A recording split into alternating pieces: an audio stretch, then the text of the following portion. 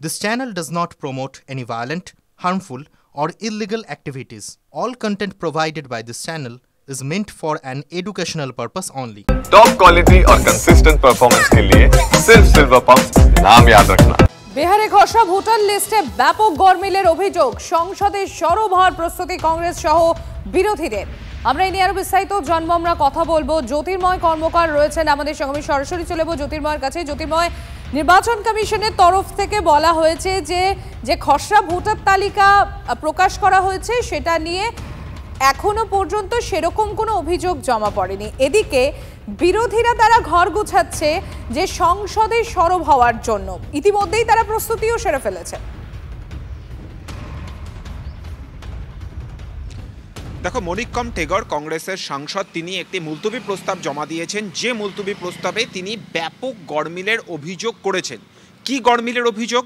তার অভিযোগ যে বিহারে একাধিক জেলা যেমন গোপালগঞ্জ, কিষানগঞ্জ, ভাগলপুর, মধুবনী, যে জায়গাগুলিতে সংখ্যালঘু, দলিত, একেবারে সমাজের পিছিয়ে পড়া অংশের বাস এবং বিশেষত সংখ্যালঘু অধ্যুষিত বিধানসভা এলাকা, এবং যে জায়গাগুলিতে বিরোধীরা এই মুহূর্তে বিধানসভা আসনে জিতেছেন কিন্তু তাদের জেতার মার্জিনের হার 10 to 15%, সেই জায়গাগুলিতে বেছে বেছে ভোটার বাদ দেওয়া হয়েছে বেশি।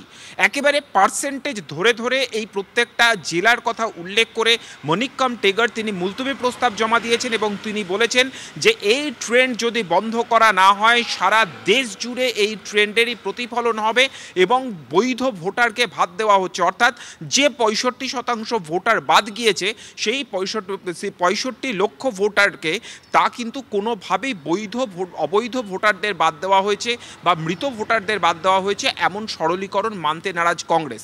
এই বিষয় নিয়ে মুলতবি প্রস্তাব জমা দেওয়া হয়েছে। যে খবর আমরা পাচ্ছি, কোনোভাবেই এই মুলতবি প্রস্তাব গ্রহণ করা হবে না এবং সরকার পক্ষ আপত্তি জানাবে, স্পিকারও গ্রহণ করবেন না। কিন্তু সংসদের অভ্যন্তরের সংঘাত এবং তুমুল ওই অট্টগোল যে অবশ্যম্ভাবী তা কিন্তু এই মুলতবি প্রস্তাবের ধরন থেকেই সম্পূর্ণভাবে স্পষ্ট। ধন্যবাদ জ্যোতির্ময়। বিহারে খসড়া ভোটার তালিকা নিয়ে রবিবার দুপুর পর্যন্ত ঠিক যেরকম আপনাদের জানাচ্ছিলাম যে রাজনৈতিক দলগুলো থেকে এখনো কোনো আপত্তি আসেনি এমন দাবি করা হয়েছে জাতীয় নির্বাচন কমিশনের তরফে। যদিও এই সময়ের মধ্যে ভোটার তালিকায় নাম সংযোজন বা বাদ দেওয়া সংক্রান্ত 941টি অভিযোগ পেয়েছে কমিশন, তবে কমিশনের দাবি সেগুলি সবই ব্যক্তিগত স্তরে জমা পড়েছে, কোনো রাজনৈতিক দল থেকে অভিযোগ তারা পাননি। প্রতিটি আবেদনের প্রেক্ষিতে 7 দিন পর যথাযোগ্য শুনানির ভিত্তিতে পদক্ষেপ করবেন কমিশনের আধিকারিকরা। কমিশনের তথ্য অনুযায়ী বিভিন্ন রাজনৈতিক দলের মোট 1,60,813 জন বুথ লেভেল এজেন্ট সরকারিভাবে ড্রাফট ইলেকট্রাল রোল খতিয়ে দেখছে। গত শুক্রবার বিহারের খসড়া ভোটার তালিকা প্রকাশিত হয়েছে, আর সেই তালিকায় নাম সংযোজন এবং বাদ দেওয়া সংক্রান্ত আবেদনের জন্য 1 মাস সময় দিয়েছে কমিশন। আগামী 1 সেপ্টেম্বর পর্যন্ত সাধারণ মানুষ এবং রাজনৈতিক দলগুলো এই বিষয়ে নিজেদের বক্তব্য কমিশনকে জানাতে পারবে। বারুইপুর ময়নার পর আরও 2 বিধানসভায় ভুয়ো ভোটার, সিও দপ্তরে তলব আরও 2 ইলেকট্রাল রেজিস্ট্রেশন অফিসারকে। নন্দকুমার এবং রাজারহাট গোপালপুর বিধানসভায় ভুয়ো ভোটারের হদিশ মিলেছে। কিভাবে তালিকায় 102 জন ভুয়ো ভোটার জানতে চেয়ে তলব 2 বিধানসভার দায়িত্বে থাকা ইআরওদের। বিএলওরা কি আদৌ যাচাই করেছিলেন নথি? খতিয়ে দেখছে নির্বাচন কমিশন। গাফিলতি প্রমাণিত হলে কড়া ব্যবস্থা ইআরওদের বিরুদ্ধে, খবর কমিশন সূত্রে।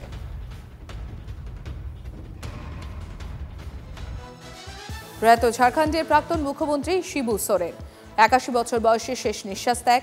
দিল্লির গঙ্গারাম হাসপাতালে জীবনাবসান। কিডনির অসুখে ভুগছিলেন শিবু সোরেন।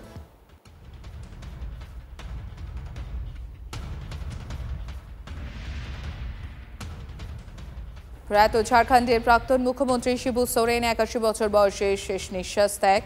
দিল্লির গঙ্গারাম হাসপাতালে জীবনাবসান। কিডনির অসুখে ভুগছিলেন শিবু সোরেন।